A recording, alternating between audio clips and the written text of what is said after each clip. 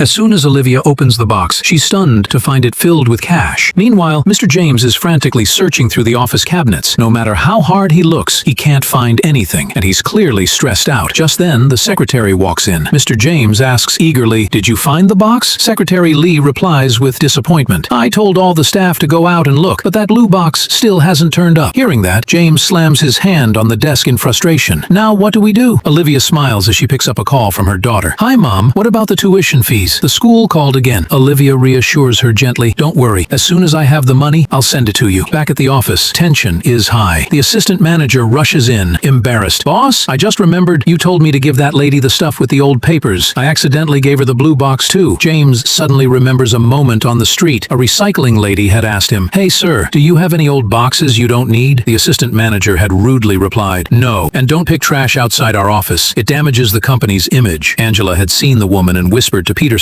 "Look at her. She seems so helpless." Peterson nodded. "Yeah, I know her. She's got 4 daughters. 3 of them are in college." James had overheard it all when Angela said, "How can she afford tuition just by selling scrap?" James, moved by humanity, had ordered his assistant to give all the empty cartons from the company to that woman. Now that everything made sense, James shouted, "Find that woman right now." The entire staff began searching for the recycling lady. Olivia, holding the blue box, spots Mr. James. He and his staff stand there, anxious, and then Olivia steps forward and calls out, "Sir, is this what you've been looking for?" Seeing the blue box, James is immediately relieved and asks curiously, "Ma'am, have you been waiting here all this time?" Olivia replies with concern, "Yes, there was so much money inside, but no note, no phone number. I was afraid it might fall into the wrong hands, so I waited." As she hands him the box, James immediately takes out half the money and says, "Please, take this." But Olivia refuses. James then pulls out a portion and insists, "At least take this $100,000. Olivia finally accepts the money after James insists and says with gratitude, "Thank you so much, sir. Thank you." She then hands him her phone and says, "Well then, at least give me your number. I'll return this later." James smiles and before writing his number, instructs Secretary Lee, "Go to a nearby store and get a bunch of daily essentials packed up." A short while later, the secretary returns with a large shopping bag. As James tries to hand them to Olivia, she resists. "No, sir. You've already given me so much." But James smiles and places the items in her hands anyway. When Olivia checks the shopping bag, she's overwhelmed with joy to see not only groceries, but all the money from the blue box tucked inside. Her eyes widen in disbelief. Meanwhile, back in the office, James pulls out the important company documents from the now empty box and hands them to Secretary Lee. The manager, stunned, asks, "Mr. James, wasn't this the box full of cash?" James replies calmly, "I gave all that money to that woman. Let me ask you something. If you were going through the hardest time in your life and suddenly came across that much money, could you have resisted the temptation like she did?" The manager hesitates and admits, "Honestly, probably not." James smiles. "Only those with pure hearts receive the real reward." Don't forget to subscribe to our channel.